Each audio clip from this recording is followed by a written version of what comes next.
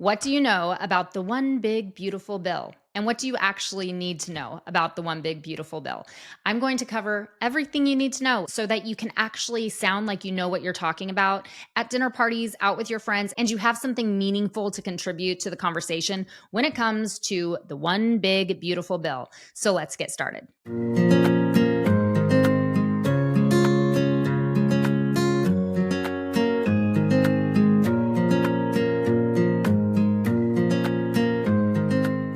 The one big beautiful bill, as it has been affectionately coined by President Trump, is 940 pages. When I saw 940 pages, it took me back to this bad boy that I just recently finished, which is about 950 pages, smaller, I'm sure, than what the one big beautiful bill's pages are. Gone with the Wind, which I actually enjoyed reading. And there's a reason for me to show you this because I want you to understand how big this bill is. I listened to Gone with the Wind on Audible, and it took me 48 hours of listening time to get through it. And it was enjoyable because there was Scarlett O'Hara and Rhett Butler. But in the one big beautiful bill, I am sorry to tell you that there is no Scarlett O'Hara and there is no Rhett Butler. So let's talk about what is actually in the one big beautiful bill. A little bit of overview. So this 940-page budget reconciliation bill passed the Senate 5150 on July 1st. Our Vice President, J.D. Vance, was the tiebreaker vote. It went through the House on May 22nd, 25, and in that, it passed the House as well. Why is it back to the House? Because there were amendments made in the Senate, and if there are amendments made, it has to get thrown back to the House so that the House can re-vote on it to make sure that it approves of the amendments that were made in the Senate. That's how it works. It's accountability, checks and balances. So this big beautiful bill extends 2017 tax cuts. It reduces non-military spending, tightens Medicaid and SNAP eligibility. SNAP is for people like I was as a kid who are poor and need help when it comes to food. It boosts defense spending by 150 billion and it strengthens border security. Now there are provisions in this bill as well. Like it eliminates taxes on tips, overtime, social security, auto loans. It provides a 15% tax cut for earners who make 30K to 80K. It potentially increases family income by 13,300. Now, a big one that you have probably heard about is that it defunds Planned Parenthood, and I believe it's for 1 year. Initially, it was going to be for 10 years, but it ends certain abortion funding and it enforces immigration measures like deportations and defunding sanctuary cities. That's your overview. Now let's get into a little more of the details. So, what happens next if the House passes this final version that was just kicked back from the Senate? Well, the Senate's revised bill with changes like deeper Medicaid cuts returned yesterday to the House for a vote, which is expected Wednesday or Thursday, July 2nd or 3rd, to meet Trump's 4th of July deadline. This is a big one. Trump really wants this thing passed by the 4th of July. If passed, the one big beautiful bill will then go to President Trump for signing into law, which will implement tax cuts, border security measures, and all those spending reforms by late 2025. So it's not immediate. There's always like a little pause before everything actually comes into play. Implementation includes constructing 701 miles of border wall, hiring 10,000 ICE personnel, and enforcing work requirements for Medicaid and SNAP recipients starting December 2026. There are also economic impacts like GDP growth of 5.2% over 4 years that could begin in 2026 per estimates. Now, failure to pass this one big beautiful bill could delay Trump's agenda, risking a 22% hike in taxes if 2017 tax cuts expire, and could potentially lead to the government shutdowns, which we all have become really familiar in hearing. There's a looming government shutdown. There's a looming government shutdown. It's like this bait and switch carrot that I think most Americans who pay attention at all to politics are very used to hearing there's a looming government shutdown, or a scaled back bill as House GOP unity falters, which is what I really want to get into. Okay, so let's talk about this from a conservative Christian perspective, because I always want to give you my perspective as a conservative Christian and from perspectives of other conservative Christians. Most conservative Christians applaud the bill's tax cuts as empowering families to be able to steward our own resources, which is a very biblical principle. It is not a biblical principle to have the government steward your resources for you. That is really, really important to hear, because there's a whole lot of false gospel out there saying that Christians should be socialists. No, that's not the way that this goes down. Conservative Christians absolutely believe in the order and value of self-stewardship and charity. When the government comes in and takes you for all you're worth, you aren't able to be charitable. So many conservative Christians applaud that the bill's tax cuts would empower this value that aligns with biblical principles. Also, Rep. Jim Jordan calls it a game changer for working class Americans, emphasizing economic fairness. You're going to hear what the critics say too. Okay. Pro-life, defunding Planned Parenthood and abortion-related programs is a huge win. Conservative Christians are for life, very pro-life, very pro-abolishing the slaughtering of the innocent. So anything that helps us get to completely abolishing abortion and protecting life is a huge win. So this bill is seen as protecting the sanctity of life, which is a core moral priority that is obviously upheld throughout all scripture. Christian media outlets have highlighted the bill's alignment with voter demands to uphold biblical values in privacy, especially when it comes to the life issue. Okay, what about border security? So border czar Tom Homan praises the bill for funding border wall construction and adding ICE and Border Patrol agents, which align with conservative Christian values of law and order to protect communities. Boundaries are very biblical. They always have been.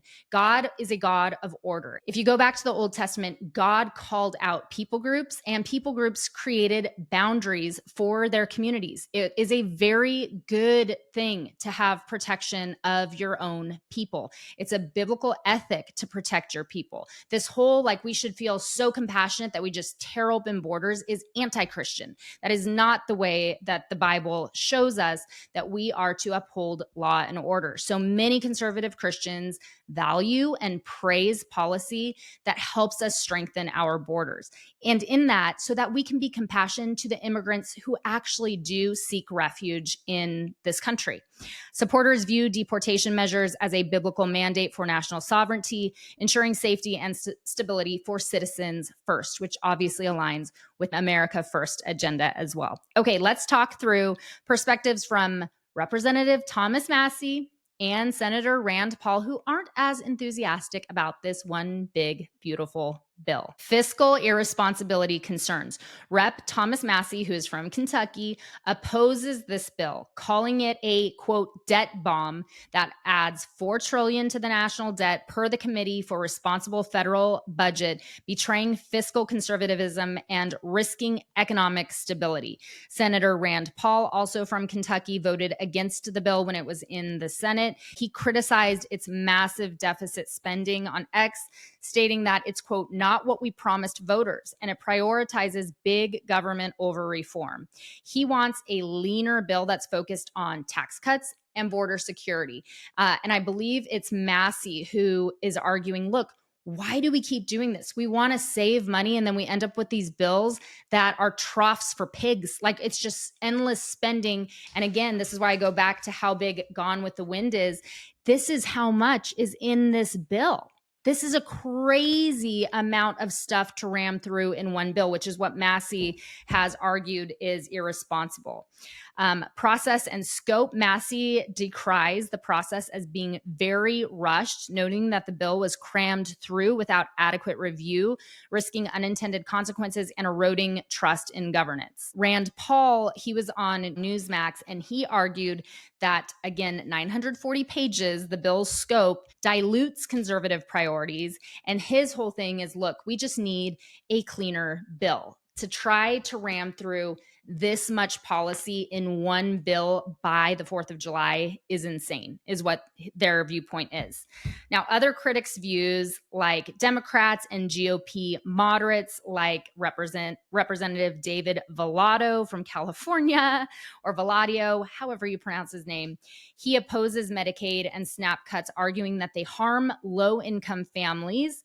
A February 2025 KFF poll shows that 82% of Americans, including 63% of Republicans, want Medicaid funding preserved. The Center for American Progress estimates that the bill benefits the top 5%, raising concerns among some conservative Christians who balance fiscal restraint with care for the vulnerable. So there's that side too. And that's where everything starts to get really interesting. And it really does make for great debate. And I wish we had more time to debate it instead of it coming up on the 4th of July so quickly. Baptist News Global cites religious leaders calling the bill immoral for cutting aid to the poor, highlighting that there are tensions when it comes to the broad Christian community. And I would add that there is also much illiteracy in the Bible when it comes to the broad Christian church. It's a major, major problem.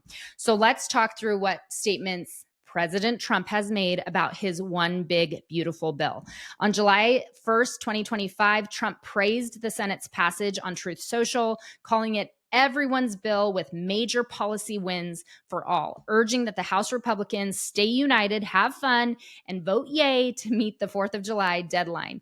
He also emphasized protecting Medicaid, Medicare, and Social Security from radical and destructive Democrats by eliminating waste, fraud, and abuse. So obviously addressing the concerns that have kind of become the marching order narrative of the Democrat Party and even some moderate, or I would say quasi-Christian conservatives. On X, via Fox News, Trump called the One Big Beautiful Bill one of the most successful pieces of legislation ever, claiming America's growth is surging at levels never seen before, and the country will make a fortune if it passes. Trump also said on X that the bill is the biggest bill ever passed if we get this done, with something for everybody, noting that the Senate was tougher, but delivered pretty much what we wanted. And then warning on taxes, Trump stated via Real American Voice that the One Big Beautiful Bill offers a massive tax cut, warning that if it fails, your taxes will go up by 68% due to expiring 2017 tax cuts. And he blames Democrat opposition for political reasons. Let's close this with the Christian perspective and just one final glance, as this thing is really cruising fast for that 4th of July deadline. Conservative Christians overall do back the One Big Beautiful Bill for its tax cuts, its pro-life measures, border security, seeing it as advancing biblical security, societal order, and values that you can trace back through the Old Testament and New Testament.